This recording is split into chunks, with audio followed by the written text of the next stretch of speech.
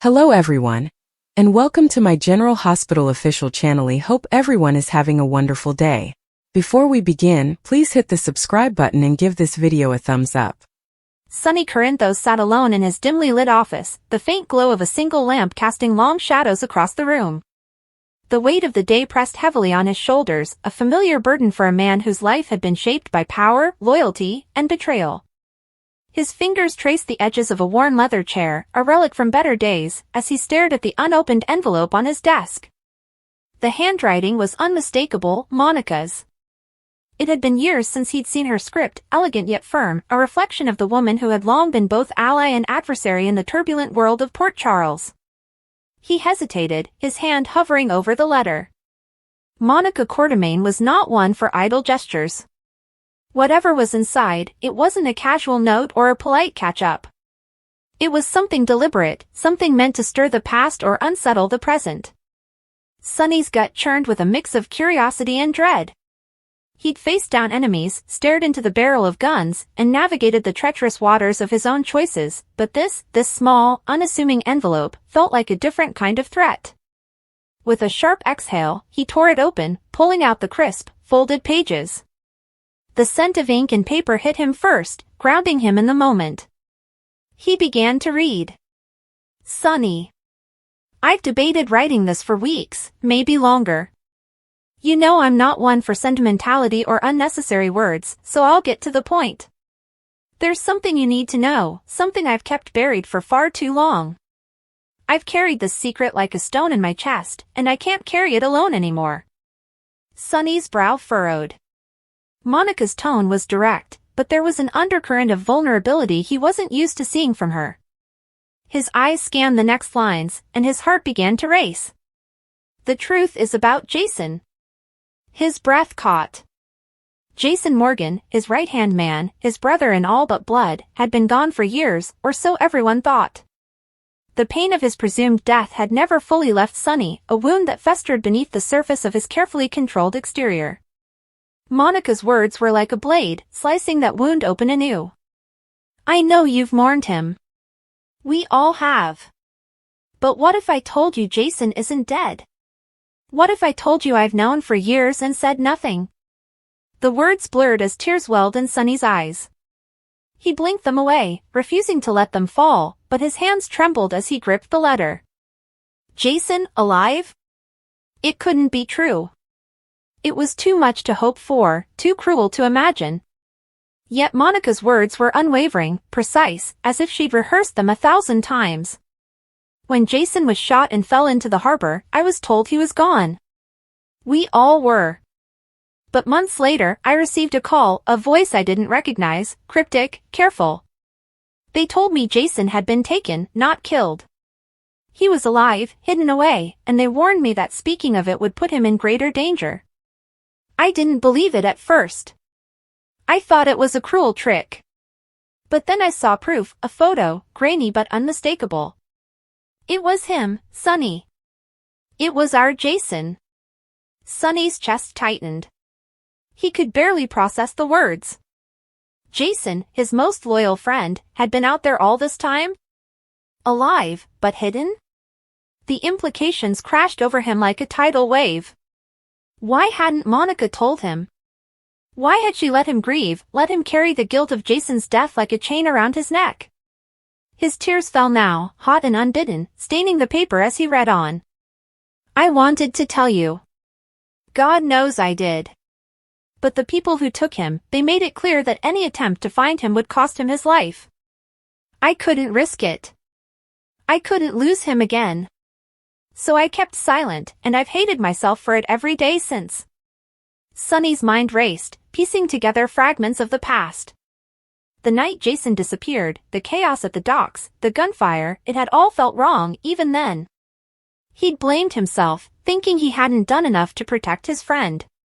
Now, Monica's letter suggested a different truth. Jason had been taken, not killed. But by whom? And why? I know you're angry reading this. I know you feel betrayed. But there's more. The reason I'm telling you now is because I've learned something new, something that changes everything. Jason is coming back to Port Charles. I don't know when, and I don't know how, but I've been told he's on his way. And when he arrives, there's something else you need to know, something about his time away. He's not the same man we knew." Sonny's tears fell freely now, a mix of relief, rage, and confusion. Jason, alive. Coming back. But not the same? What did that mean? His mind conjured images of Jason, stoic, unshakable, the man who'd always had his back. The thought of him changed, altered by whatever he'd endured, sent a chill through Sonny's core. "There's one more thing, Sonny, and this is the hardest part to write. The people who took Jason, they didn't just keep him hidden. They used him. They changed him. I don't know the details, only that he's been through something unimaginable. And there's a chance, a real chance, that when he returns, he won't be on your side. He might not even be on his own side." The letter slipped from Sonny's hands, fluttering to the desk. His vision blurred, not just from tears but from the weight of what he'd read. Jason, his brother, his rock, might return as an enemy? It was unthinkable. Yet Monica's words carried a conviction that made it impossible to dismiss. She wasn't speculating, she knew something she'd kept from him for years. He stood abruptly, the chair scraping against the floor. His fists clenched, and for a moment, he considered tearing the letter to shreds, as if destroying it could erase the truth. But he couldn't unsee the words, couldn't unfeel the storm they'd unleashed. He paced the room, his mind a whirlwind of questions. Who had taken Jason? Why had they targeted him? And why was Monica breaking her silence now? The letter wasn't finished. He forced himself to pick it up again, his hands shaking as he read the final paragraphs. "I'm telling you this because you deserve to know. You've carried the weight of Jason's loss as much as I have, maybe more. But you need to be prepared. When he comes back, he might not trust you. He might not trust any of us. I don't know what they did to him, but I know it was enough to break even a man as strong as Jason. And there's one more thing, a name. The person who contacted me, who gave me the proof of Jason's survival, mentioned someone called the Architect. I don't know who they are, but they're the key to all of this. Find them, Sonny. Find them before Jason gets here, or we might lose him all over again." The letter ended abruptly, signed with Monica's name in her familiar, steady hand. Sonny stared at it, his tears drying on his cheeks as a new emotion took hold, determination. Jason was alive. That was the only truth that mattered right now. Whatever had happened to him, whatever he'd become, Sonny would find him. He would bring him home. And this Architect? They would answer for what they'd done. He folded the letter carefully, tucking it into his jacket pocket. The office felt smaller now, the shadows deeper, but Sonny's resolve was unshakable. He wiped his face, erasing the evidence of his tears, and picked up his phone. There were calls to make, people to contact, Carly, Sam, maybe even Spinelli. He needed answers, and he needed them fast. As he dialed the first number, his mind lingered on Monica's words, "He's not the same man we knew." The thought gnawed at him, but he pushed it aside. Jason was coming back. That was enough for now. The rest, the secrets, the Architect, the truth about what had happened, would come in time. For now, Sonny had a mission. And nothing, not even the ghosts of his past, would stop him from seeing it through. The revelation in Monica's letter rippled through Sonny's world like a stone dropped in still water. Port Charles, already a town built on secrets and shifting alliances, seemed to hum with a new kind of tension. Sonny didn't waste time. He called Carly first, his ex-wife and one of the few people he trusted implicitly. Her voice crackled through the phone, sharp and demanding, as he explained the letter's contents. "You're telling me Jason's alive?" Carly's voice was a mix of disbelief and hope, tinged with the anger Sonny had expected. "And Monica knew? All this time?" "I don't know everything," Sonny admitted, his voice low. "But I'm gonna find out. I need you with me on this, Carly." She didn't hesitate. "I'm in. Whatever it takes." Next, he reached out to Sam McCall, Jason's former love and a woman whose instincts Sonny respected. Sam was quieter, her shock more restrained, but he could hear the gears turning in her mind. If Jason's alive, we need to move carefully, she said. Whoever took him, they're not going to just let him walk back into our lives. Sonny agreed. The mention of the architect in Monica's letter was a lead, but a vague one. He needed Spinelli, his tech-savvy ally, to dig into it. Spinelli, predictably, was both thrilled and overwhelmed by the news. The jackal will leave no stone unturned, he declared, already tapping away at his keyboard before the call ended. As Sonny rallied his inner circle, he couldn't shake the image of Jason, alive but altered, a stranger wearing his friend's face. The thought was unbearable, but it fueled him. He'd faced impossible odds before. This was just another fight, another war to wage in a life defined by them. Days turned into weeks, and the search for answers consumed Sonny. Spinelli's hacking uncovered fragments of information, whispers of a shadowy organization, cryptic communications mentioning the architect, but nothing concrete. Carly and Sam worked their own angles, reaching out to old contacts and chasing leads through Port Charles's underbelly. Every dead end felt like a personal betrayal, a reminder of how long Jason had been kept from them. Monica, for her part, kept her distance. Sonny confronted her once, storming into her office at General Hospital with the letter in hand. "Why didn't you tell me?" he demanded, his voice raw. "All these years, you let me think he was gone." Monica's eyes were steady, but her hands trembled slightly. "I was protecting him," she said. "And you?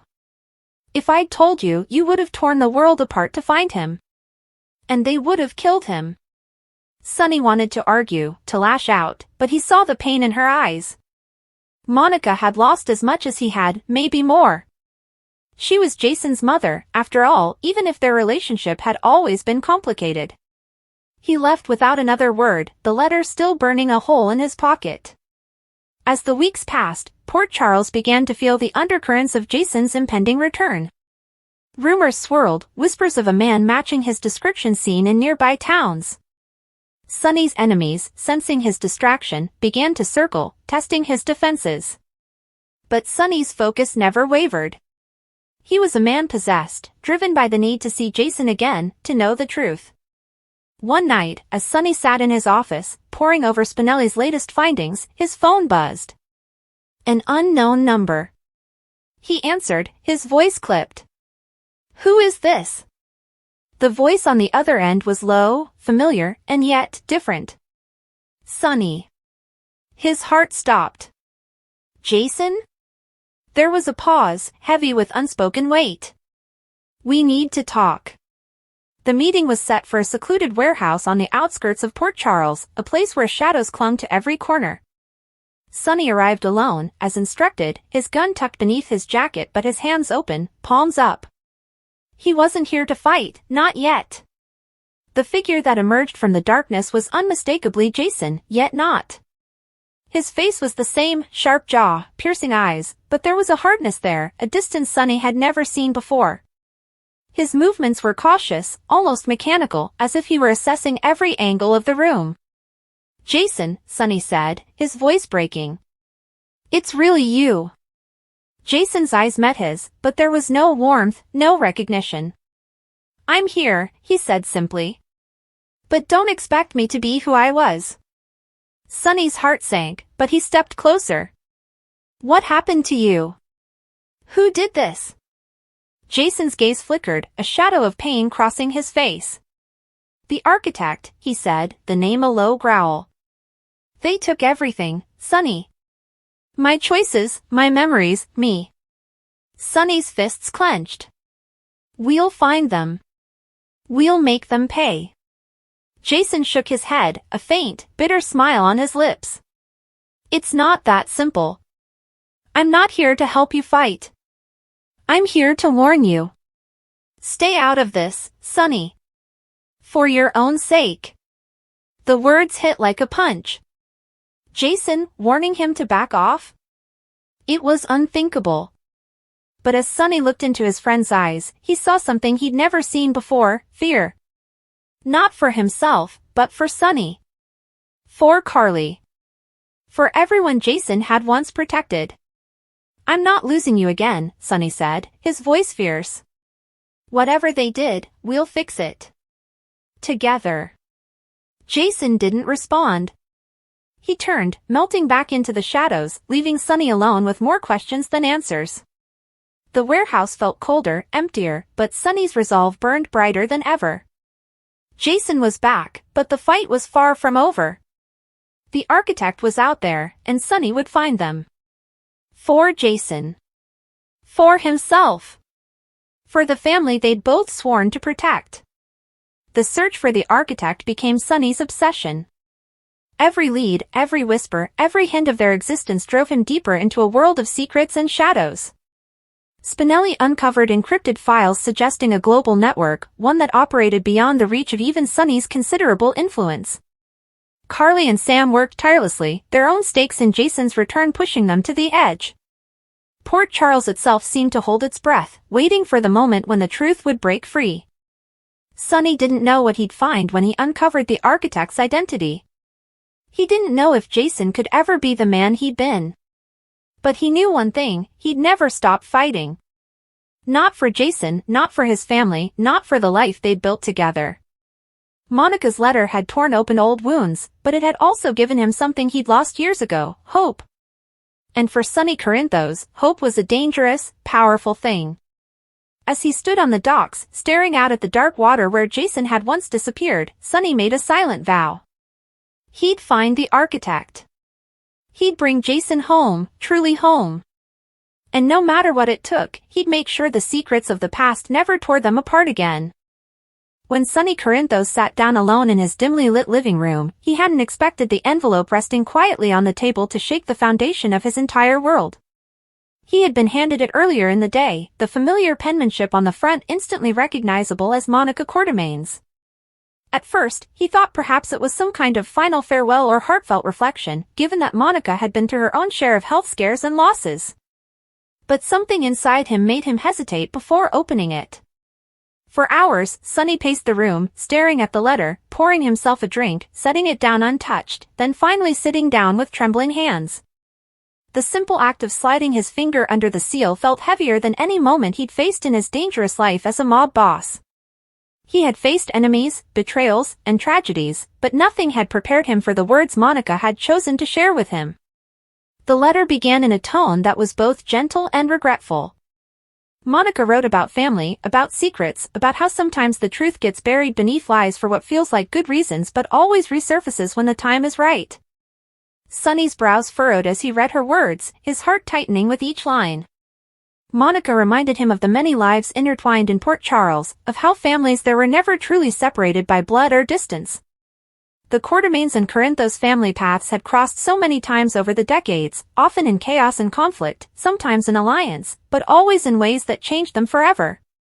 Sonny leaned forward, clutching the paper as if the weight of her words could anchor him. He read slower, sensing a shift coming, his stomach knotting with dread. Then came the line that shattered him. Monica revealed that for years she had been holding on to a secret, one that Alan had once uncovered but swore to keep quiet about for the sake of everyone involved. She explained how Alan, before his passing, had entrusted her with certain truths he had uncovered about Sonny's history, truths that were never supposed to surface but had haunted her since. And now, feeling that the burden was too great to carry any longer, she had chosen to tell Sonny directly. The secret involved bloodlines, parentage, and a tangled web of decisions made long before Sonny had even become the man he was today. Sonny's eyes blurred as he tried to take in the revelation. According to Monica, Sonny's connection to the Quartermain family was far deeper than anyone had imagined. His breath caught as he read that Alan, through a series of discreet investigations and hidden documents, had discovered Sonny's biological father was not who Sonny had always believed. Sonny's world tilted, and he had to steady himself as the letter explained that his mother, Adela, had a brief but impactful connection to someone within the Quartermain orbit. It wasn't Alan, but another Quartermain relative whose name Sonny had known in passing for years. The truth that poured from the page confirmed that Sonny's life was forever linked to the very family he had spent much of his life clashing with. The mob boss, known for his steel exterior, could not hold back his emotions. Tears welled in his eyes as he whispered Monica's words out loud, trying to convince himself that he had read them wrong. But the letter was clear, and the implications were staggering. Sonny had spent decades defining himself by the pain of his childhood, by the abusive stepfather who had haunted his early years, by the resilience he gained when he forged his own empire and built his chosen family. And now, all of that seemed blurred by the knowledge that part of his bloodline was tied to the wealthy, chaotic Quartermain dynasty. The irony struck him so deeply that he actually laughed through his tears, a sharp, bitter sound that echoed in the empty room. Memories began to flood his mind in a rush. He thought of Jason, his brother-in-arms, his closest friend, the man who had once turned his back on the Quartermain name to stand by Sonny's side. If this secret were true, if Sonny's blood tied him to the very family Jason had abandoned, then the bond they shared went beyond loyalty. It was rooted in family in a way neither of them had ever known. Sonny's sobs grew heavier as he thought of Jason, of all the times they had risked their lives for each other, of the way Jason had defended him even when it cost him nearly everything. The thought that Jason might have died without ever knowing this connection was unbearable. Sonny pressed the letter to his chest, pacing the room, his tears unchecked now. He thought of Michael, of the years of struggle he had endured to protect his son from the Quartermain's influence, of how he had fought bitterly with them for custody battles and decisions. And now, Monica was telling him that Michael's place in both families was deeper than he had ever admitted. Michael was not just his son and Carly's, he was the legacy of two families colliding in ways Sonny had resisted for so long. How could he tell Michael this truth without reopening old wounds? How could he even begin to process what it meant for their family's future? The weight of Monica's words pressed down on him harder with each passing second. She had written with care, making it clear that she wasn't trying to punish him but rather to set him free from a lie that had gone on too long. Yet to Sonny, it didn't feel like freedom, it felt like chains pulling him back into questions of identity, family, and destiny. His hands shook so violently he nearly dropped the letter, but he clung to it like a lifeline, rereading the same sentences over and over as if maybe the words would change if he stared at them long enough. But they never changed, and the truth was there in black and white. For the first time in years, Sonny felt like the ground beneath his feet was gone. He sank into the couch, his face buried in his hands, the tears flowing harder now, raw sobs tearing from his chest. He had lost people, he had faced betrayals, but this was different. This wasn't someone leaving him or turning on him. This was a truth about who he was, about the very core of his being, and it shook him more deeply than any bullet or betrayal ever had. The crisp, heavy paper felt alien in Sonny's hands, a stark contrast to the familiar, warm grain of the wood on his desk. The return address, a small town in Switzerland he'd never heard of, had been enough to send a premonitory chill down his spine. The letter had arrived by special courier, not the usual mail, lending it an air of grim finality. He'd held onto it for hours, a sealed Pandora's box sitting innocently beside a half-empty glass of brandy. He'd known, with the deep, cellular knowledge that a man acquires after a life of navigating betrayals and secrets, that whatever was contained within would irrevocably alter the landscape of his world. Now, with the afternoon sun casting long, melancholy shadows across his office, the silence felt like a held breath. He finally broke the seal. The handwriting was Monica's, but it was different from the elegant, confident script he remembered from medical charts or the occasional note. This was spidery, a bit shaky, the ink sometimes blotting as if the pen had been held by a hand fighting a tremor or a surge of emotion. It began not with a greeting, but with a plea for forgiveness. My dearest Sonny. If you are reading this, then I am gone. It is a strange and somber thing to write, to know these words will outlive me, that my voice will only exist for you as an echo on a page. I have started this letter a dozen times, each attempt ending in tears and crumpled paper. How does one begin to confess a sin that has shaped, and perhaps warped, the entirety of two lives? There is no easy way, so I will simply say it, and pray that the man I know you to be, the good, loyal, fiercely loving man, can find a sliver of mercy for an old woman who has lived too long with a heart full of ghosts. Sonny's brow furrowed, his heart beginning a slow, heavy drum against his ribs. Ghosts? What ghosts could Monica Quartermain, the epitome of old money propriety and stoic resilience, possibly have that involved him? He read on, his grip on the paper tightening imperceptibly. The story begins, as so many of our stories do, in a time of great personal turmoil for me. It was a period I have rarely spoken of, a chapter of my life I tried to seal away. My marriage to Alan was difficult then. We were living separate lives, bound by name and duty but little else. The loneliness was a physical ache, a constant companion in that big, empty house. It was during this time that I found solace in a most unexpected place. A cold dread began to pull in Sonny's stomach. He could feel the narrative shifting, tilting the very ground beneath his feet. He took a sharp, involuntary gulp of air. I began spending time with a man who was not my husband. He was not from our world, not a quartermain, not a doctor. He was vibrant, passionate, and so incredibly alive. He made me feel seen, not as a quartermain, not as a surgeon, but simply as a woman.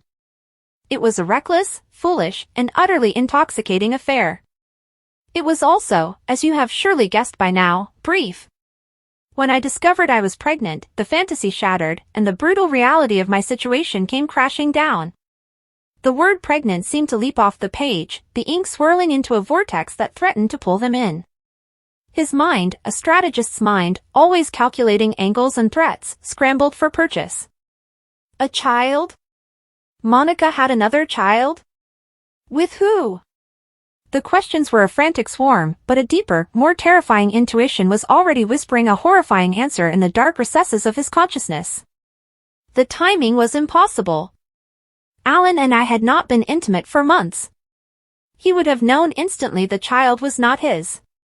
The scandal would have been catastrophic, not just for me, but for the entire Quartermain name. It would have destroyed my marriage, my career, everything I had built. And the father was a dangerous man. A man of violence and power. To tell him would have been to invite a different kind of ruin, to potentially tie myself and my child to a world I could not comprehend and did not want for my baby. A man of violence and power. The phrase echoed in the silent room. Sonny's blood seemed to freeze in his veins, a slow, creeping glacier moving toward his heart.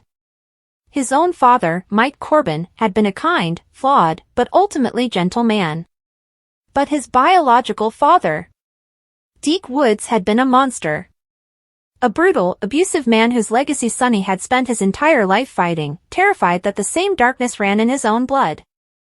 The pieces, horrifying and impossible, began to click into a picture so devastating it felt like a physical blow. I was trapped, Sonny. Terrified and alone. I saw only one path forward, a path paved with a lie that would become the foundation of my life. I fabricated a reconciliation with Alan. I told him the child was his. He was overjoyed, and his happiness was a knife in my conscience every single day. But I convinced myself it was for the best. The child would have the Quartermain name, security, a legacy. A life far from the shadow of his biological father. Sonny's eyes raced down the page, no longer reading but devouring, desperate for confirmation, for denial, for anything to stop the horrifying conclusion he was hurtling toward. My son was born. I held him in my arms, this beautiful, innocent boy, and my heart broke with a love so profound it was agony. Because every time I looked at him, I saw his father. Not Alan. Not the man who would raise him. I saw the other man. The power in his tiny grip, the intensity in his eyes, even as an infant. I knew, with a mother's terrifying certainty, that the truth would find him one day. That the legacy of his blood would call to him. He could barely breathe now. The air in the office was thick, suffocating. His own childhood, his constant struggle with his temper, his gravitation toward the world of power and control, his desperate need to protect the vulnerable, all of it flashed before his eyes, not as random facets of his personality, but as a pre-written destiny. A curse inherited. I gave my son a name that I hoped would be a shield. A strong, traditional name. I poured all my love into him, but it was always a love tinged with fear. Fear of the man he might become.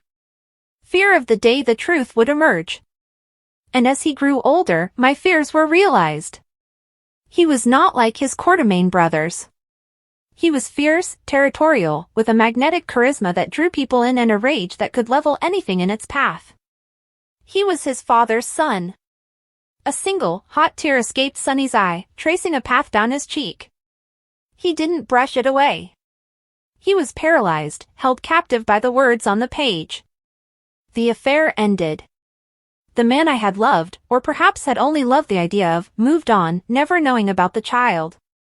He died years later, taking the secret with him, or so I thought.